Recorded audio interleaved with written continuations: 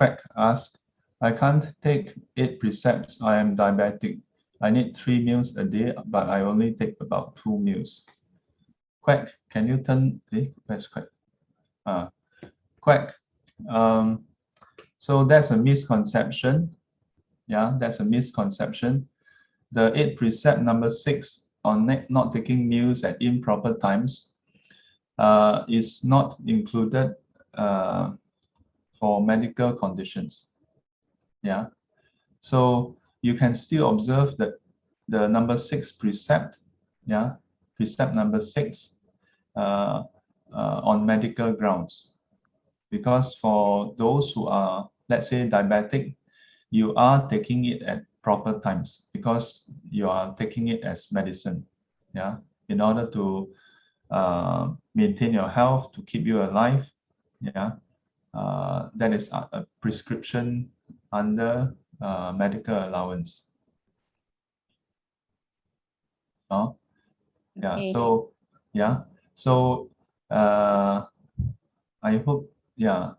I think this is a common misunderstanding, not so much misconception. Yeah. Because the rules simply the rules are always just stating what needs to be done or not to be done. Exceptions is when it is raised, then it's highlighted. Or inside Vinaya class, then we also share the exceptions inside. Yeah, which is why those who observe the 8 precepts during the 8 precepts during the urban retreat, we will get them to go and watch one of the video, because that particular video I covered very thoroughly every aspects of it. So those who have not taken 8 precepts before, you all can go and watch the YouTube link. Maybe Sai Kyung or somebody can share here.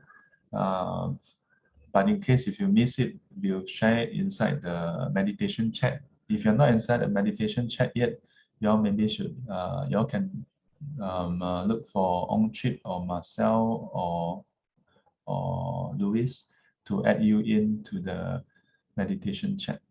So the link is inside. How come the link is so long? Or as part of the playlist. So Quack, don't worry. You can still take the 8 precepts.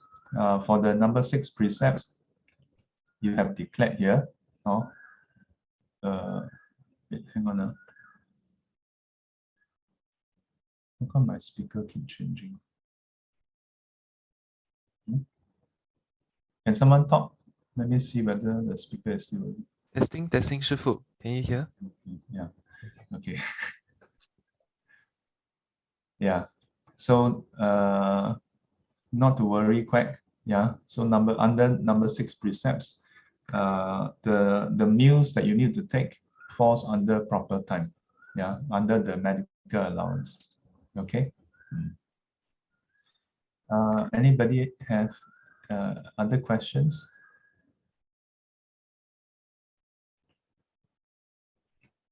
So then I have a question for you all. Did you all do the exercise yesterday? How many of you did the exercise? Raise your hand. Then I see the rest. Don't dare to say anything. How many of you at least tried the exercise? Maybe you feel like, oh, I didn't manage to do it properly. Yeah. How many of you? Okay, good. How many of you didn't try at all? Want to see you raise your hand. 敢做要敢当. So how many of you totally forgot about it? That's why didn't do. Okay. Then that means some of you remember but choose not to do.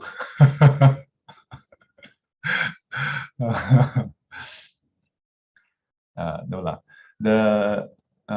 Some of the exercises appear simple but actually difficult to do. Some of the exercises appear difficult but actually easy to do. Some of the exercises appear simple and simple to do. Some of the exercises appear difficult and also difficult to do. Yeah. But it's just like food. Some of the food looks good. Yeah. but it already not so good for you. Some food doesn't look good, doesn't taste good also, but it's actually good for you. Some of the food looks good, tastes good, and it's good for you. Some of the food doesn't look good, doesn't taste good, and it's also bad for you. uh, mm, yeah, but it's not a direct parallel because the exercises are all good for you. Don't be mistaken, some of the exercise is not good for you. Yeah. So must try, must try. Okay, must try. Yeah. Saikyam, you have a question? Or what do you want to do? While trying out the exercise, right, Uh-huh. you're asking us to reflect on the events that happen, whether unhappy, happy, and it's related to our self-cherishing. But sometimes I find most of the time it's because of the self-cherishing. But on one time, like my mom, while doing the exercise with her, we are in the Zoom, So halfway through, she decided to go to the kitchen and attend to my sister's breakfast. So in my mind, I was thinking, why does she want to do such a thing? So when this thought arises, then I reflect, is it that not really I'm self-cherishing, but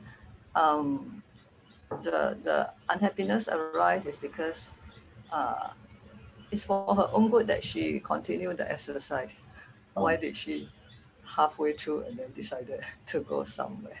So it's still linked to self-cherishing, Sifu. So I have a few questions for you all to think about. This is a good example. Thank you, Saiken. So sometimes when we think about those events where, let's say, you get a bit flustered, you may find that it is due to our own self-cherishing thoughts, or attitude. But in our life, many times it's actually not directly about us, but about somebody else.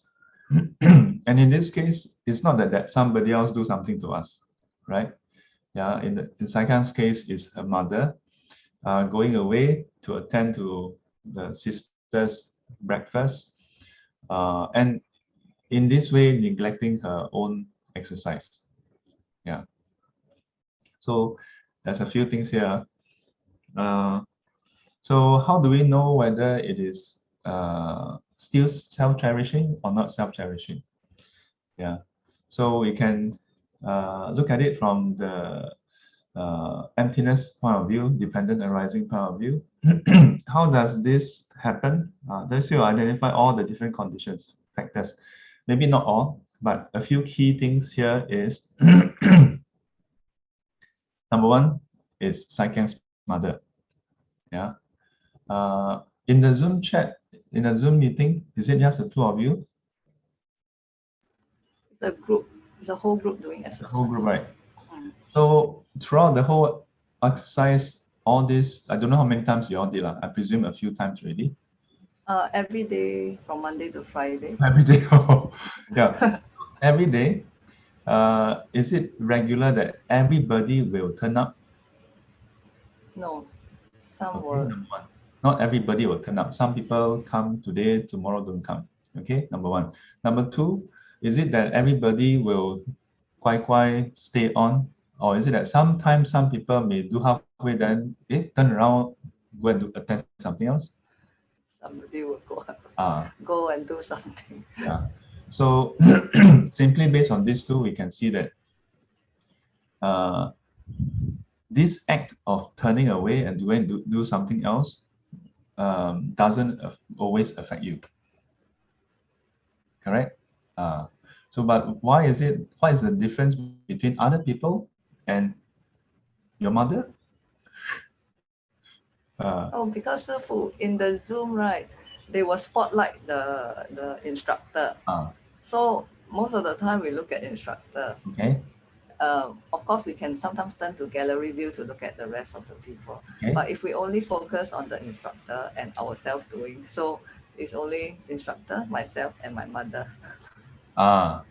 So so imagine if it's like if you notice somebody else lah.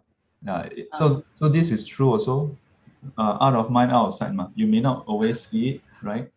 But what if you what do you call it? What if you see somebody else? Would you react in the same way? No. So from here, what is the distinction, the difference? One is somebody else. One is my mother. Whose mother? My mother? Ongchit's mother? Doreen's mother? Your mother. When you say my mother ma.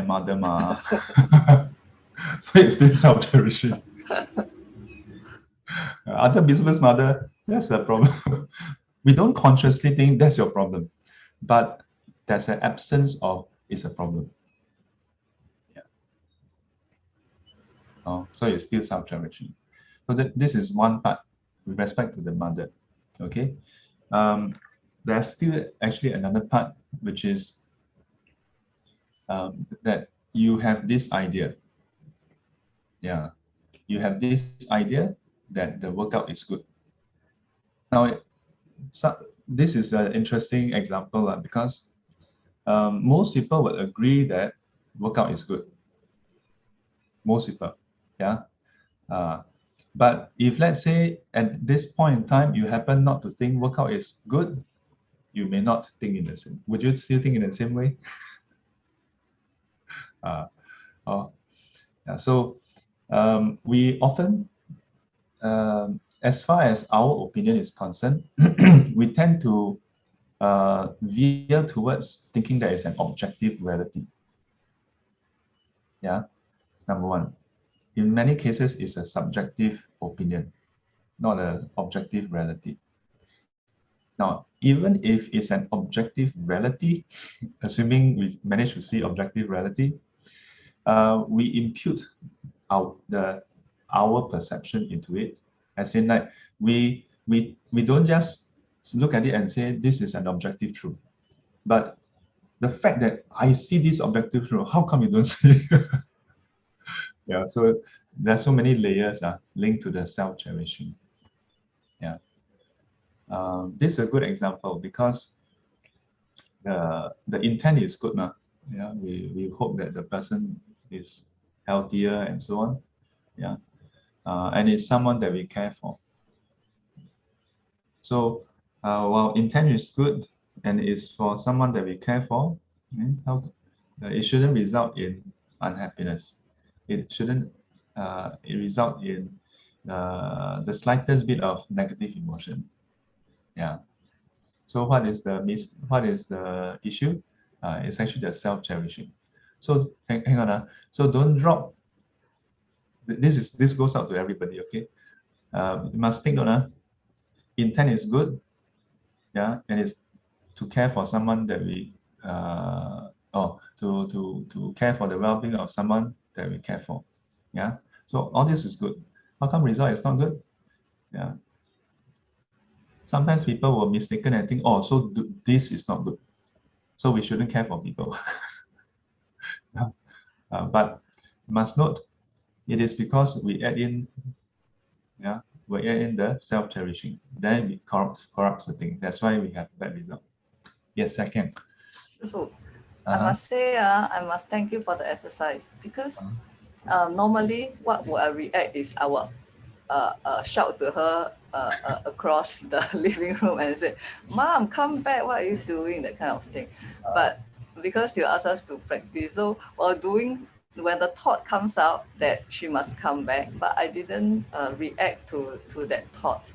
I just noted that I wanted her to come back, but I didn't shout to her. And eventually she come back. I didn't even say negative things to her after that. So I just let her be. But I managed to catch this unhappy thought. So I must thank you for the exercise. Those are. Thank you, Chef. Yeah. So And even you all do not be mistaken that, oh, such circumstances can only be dealt with from one angle. Yeah, because notice that even with the principle of emptiness, the dependent arising thing, there are a few layers already. But this same situation can further be overcome or contemplated on or responded with different angle. Yeah. Another angle is what the Buddha said about before we speak, have to consider 5 things, right? Yeah. Are we speaking out of compassion? Yeah. Is it beneficial? Is it truthful? Is it the right timing? And what is the last one? I think the way we speak or something. Yeah. So I shared before about how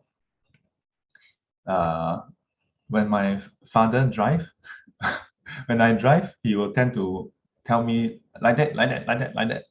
When he drive, I'll tend to tell him also. I like to think that I do it out of self-preservation. You see, self-cherishing, because I'm afraid that he will drive so close to the other car that I die.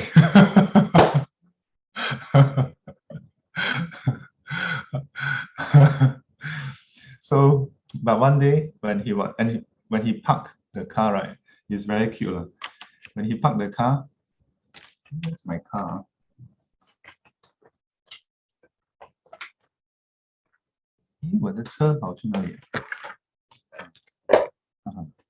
So when he parked the car, right, he go there, then reverse, then like that.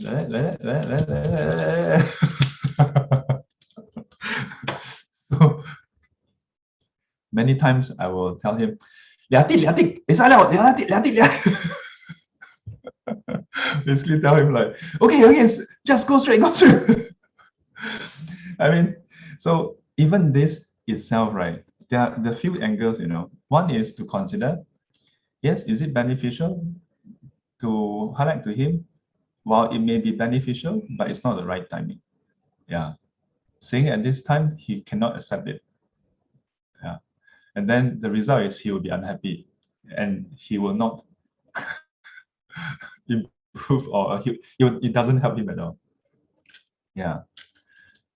So a huge part of this, at least in the example I gave, is actually about our own ego. Yeah, about our own ego. I don't say that we are vindictive. You say me, so I want to say you. I don't say that you are like that. But sometimes with the best intent, when it's masked when it's clouded by self-cherishing ego, then the way we do it will also be different and not effective. Thank you, Saikyang, for trying the exercise. Yeah, and the rest who have tried, I hope, I believe if you all try it out, you will find that the Buddha's teaching cuts directly into our this habitual tendency to, oh, this is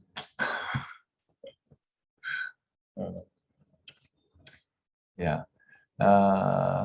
Billy says on handphone difficult to type here. You can, where's Billy? Billy. You can turn on your mic and speak now. Yeah. Because I raised my hand, so Onchit, brother Onchit saw, so he asked me to type. So I find myself very difficult. You see, I'm doing this and that. Yeah. Yeah, I see. So, yeah. Do you want to say something? Oh no, my question is just I did the exercise. I had a chance, but before I had a chance, I find the whole day almost no chance because no such encounter. Quite a neutral, peaceful day. Yeah. So then I was thinking, can I recall an incident, because I could remember that incident, but like years ago. So I want to ask Sifu, can we recall? Because when we recall, we may not remember certain thoughts after that. But then again, if I don't have a chance, like have to be happy or unhappy, then I may need to recall, right? So right. Yeah. So can recall. Can we recall the incidents if we can still remember? Yes. Indeed. In fact, this is a very good point, because for most of our life, human realm, especially Singapore human realm, you see Singapore. This is what I heard. Okay, I heard that in the teachings, that it says that the environment that we live in is a reflection of our mental states.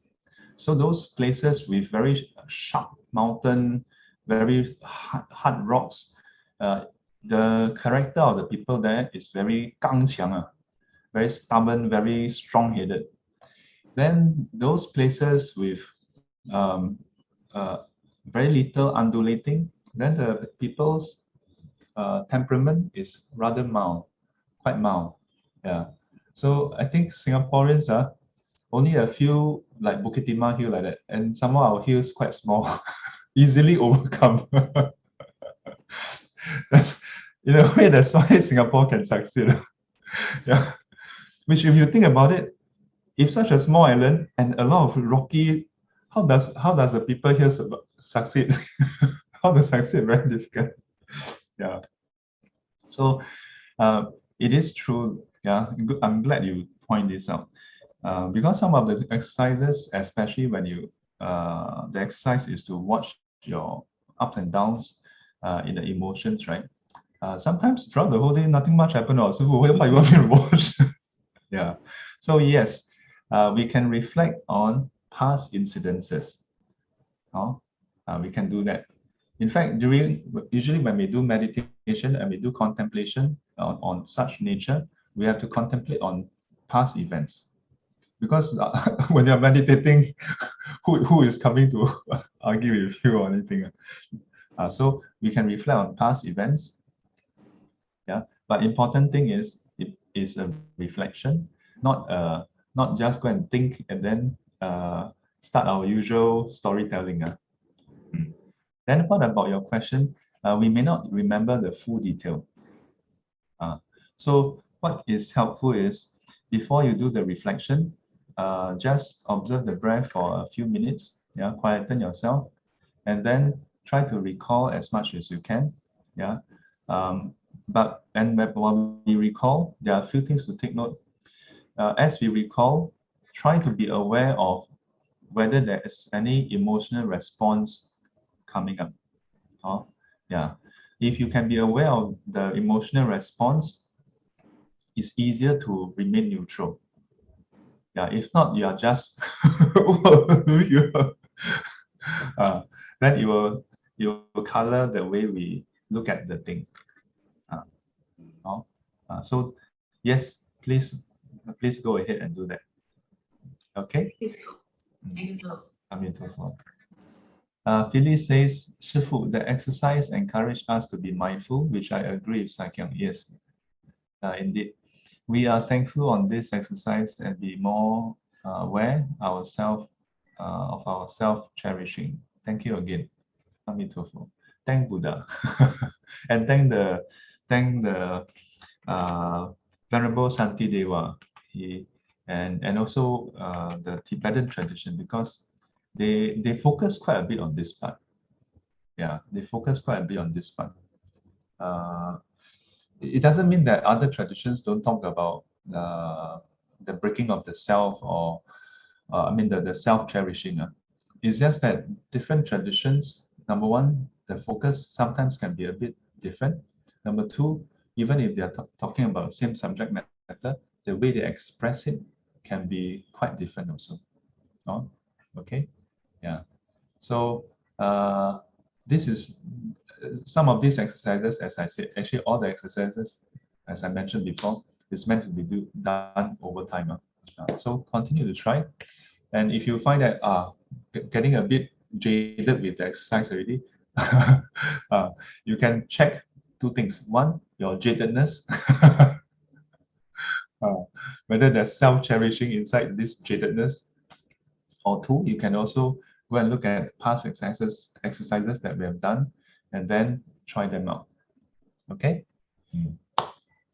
like to encourage those who have not tried the recitation, yeah, to sign up in the group chat, yeah, to at least once in a while, step up to do it. Yeah. There are those, the rest, y'all can, what you call that, like within a week, volunteer at most once. So the rest have more chance to do it. Those who never volunteer before, I will go and 点秋酸香.